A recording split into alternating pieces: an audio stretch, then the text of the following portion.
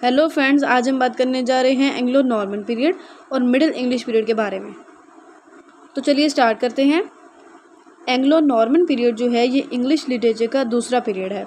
पहला पीरियड जो था इंग्लिश लिटरेचर का वो था एंग्लो सैक्सन पीरियड, जिसके बारे में मैंने पहले डिस्कस कर दिया है। और अब ये दूसरा पीरियड है इंग्लिश लिटरेचर का एंग्लो नॉर्मन पीरियड। इस पीरियड को मिडिल इंग्लिश पीरियड भी कहा जाता है। ये पीरियड 1066 से शुरू हुआ और 1500 पे एंड हुआ। तो इस एज के स्टार्ट होता है एंग्लो सैक्सन से, जो कि इंग्लैंड में रह रहे हैं। और ऊपर से जो है नॉर्मन्स जो कि फ्रेंच पीपल है वो इंग्लैंड में आते हैं और एंग्लो सैक्सन्स पे अटैक कर देते हैं। नॉर्मन्स जो हैं उनका जो हेड है उसका नेम है विलियम फर्स्ट, और एंग्लो सैक्सन्स जो है उनके हेड का नेम है हॉरलैंड सेकंड। अब इन दोनों में, नॉर्मन्स में और एंग्लो सैक्सन्स में, एक वॉर शुरू हो जाती है। इस वॉर का नाम है बैटल ऑफ हास्टिंग्स। तो ये वॉर जो इन दोनों में शुरू होती है, ये वॉर जो होती है ये नॉर्मन्स जीत जाते हैं। अब नॉर्मन्स जब ये वॉर जीत जाते हैं तो नॉर्मन्स का जो हेड था विलियम फर्स्ट, वो इंग्लैंड का किंग बन जाता है।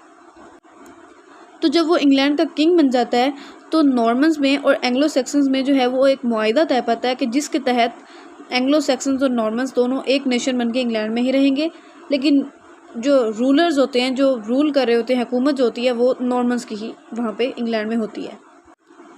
तो अब जब नॉर्मन्स जो हैं उन्होंने ये जंग जीत ली तो वो इंग्लैंड में रहने लग गए। तो उन्होंने इंग्लैंड का जो पॉलिटिकल हिस्ट्री थी इंग्लैंड की, उसका सियासी तारीख थी और उसका जो लिटरेचर था उसको टोटली चेंज कर दिया और अपना एक नया लिटरेचर वहाँ पे लेके आए, foreign type of literature. It means कि गैर मुल्की लिटरेचर जो है वो अपने इंग्लैंड में लेकर आए।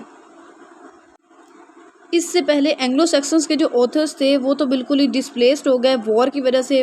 किसी का कुछ पता नहीं चला कि कोई कहाँ चला गया, कोई कहाँ। तो इसलिए फिर नॉर्मन्स जो हैं वो अपना एक नया लिटरेचर लेकर आए, जो इंग्लैंड के रूलर्स के टेस्ट के मुताबिक जो है वो कम्प्लीटली पिछले लिटरेचर से उसको ट्रांसफॉर्म कर दिया गया, उसको चेंज कर दिया गया। नॉर्मन्स ना सिर्फ अपने साथ सोल्जर्स, आर्टिसंस और ट्रेडर्स को लेकर आए, बल्कि अपने साथ स्कॉलर्स को लेकर आए ताकि वो नॉलेज को रिवाइव कर सकें, नॉलेज को ज़िंदा रख सकें।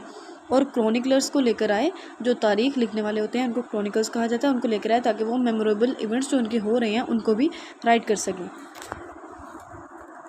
इससे पहले जो एंग्लो सेक्शंस की जो पोइट्री थी वो एक रिच पोइट्री मानी जाती थी, लेकिन बाद में वो डिसअपेयर हो गई थी नॉर्मन्स के आने की वजह से। और उन नॉर्मन्स जब आए तो उन्होंने अपनी एक नई फॉर्म ऑफ लैंग्वेज जो है वो उसको इंट्रोड्यूस करवाया। उन्होंने जो है वो नॉर्मन फ्रेंच में उन्होंने अपनी पोइट्री लिखी और उन्होंने लैटिन में भी पोइट्री लिखी।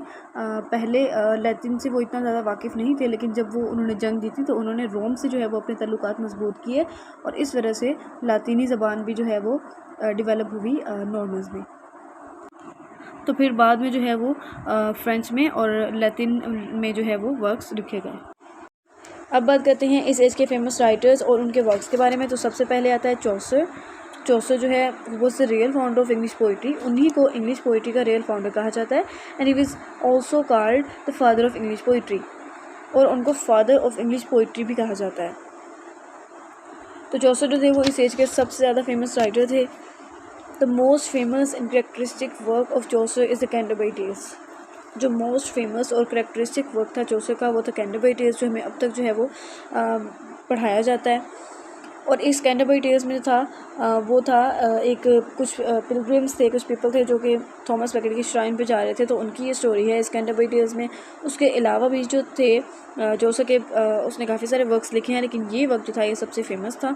और उसके अलावा जो उसके वर्क हैं उनमें आता है Romaunt of the Rose, Book of the Duchess, Complaint unto पिटी।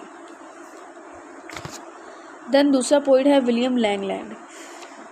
ये भी one of the greatest poet थे मिडिल एटीज़ के, और इनकी जो पोइम्स थी वो भी बहुत ज़्यादा फेमस थी। और इनकी एक पोइम थी a vision of pierce the Plowman.